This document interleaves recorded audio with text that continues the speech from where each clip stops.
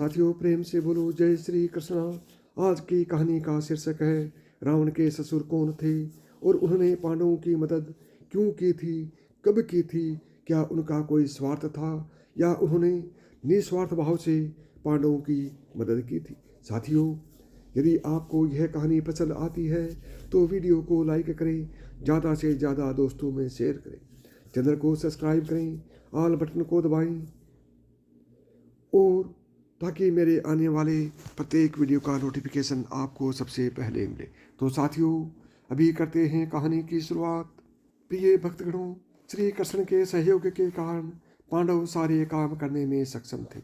लेकिन क्या आपको पता है कि एक बार कुछ ऐसा हुआ था कि पांडवों को भी रावण के ससुर यानी कि मायासुर की मदद लेनी पड़ी थी। सोचने वाली बात यह है कि धर्म का साथ देने वाले पांडवों ने एक असुर से मदद क्यों ली।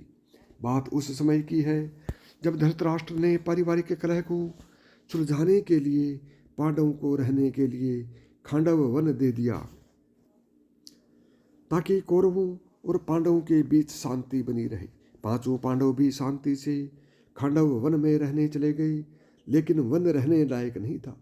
किसी जमाने में वहाँ एक अच्छा खासा नगर हुआ करता था, लेकिन जब पांडव वहाँ पहुँचे तो वे सिर्फ एक भेड़ जंगल था जहाँ जंगली पेड़ों के सिवा और कुछ नहीं था। अब ऐसे में पांडवों के सामने ये चुनौती थी कि वन को रहने लायक बनाए।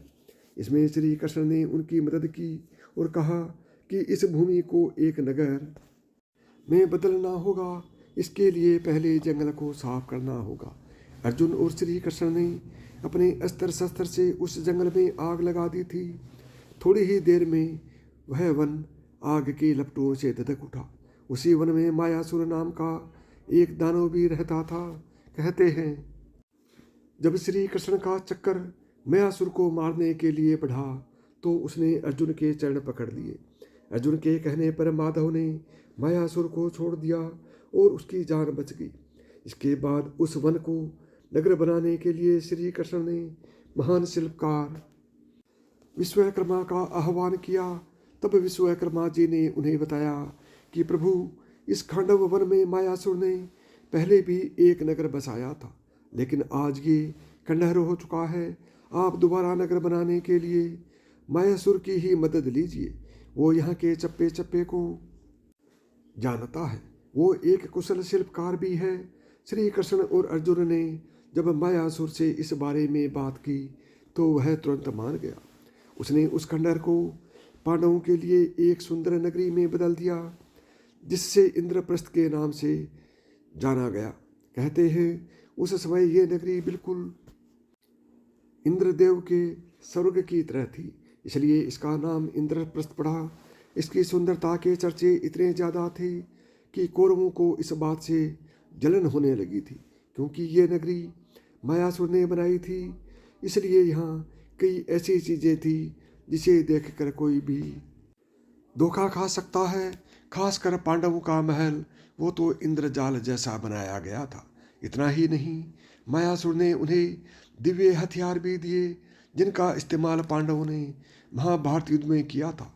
सबसे पहले मायासुर ने एक दिव्य रथ दिया जो बहुत तीव्र गति से चलता था और उसने कभी भी अचानक मोड़ा जा सकता था। वह रथ महाराज सोम का था। इसके बाद उन्होंने कुमुदा गदा दी जो बहुत ही प्रचंड थी। कहते हैं वो गदा भीम के अलावा और कोई नहीं उठा सकता था।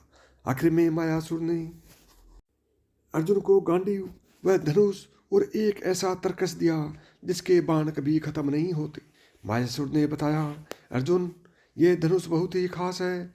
इसे दैत्यराज वृषपर्वा ने महादेव की आराधना कर उनसे प्राप्त किया था।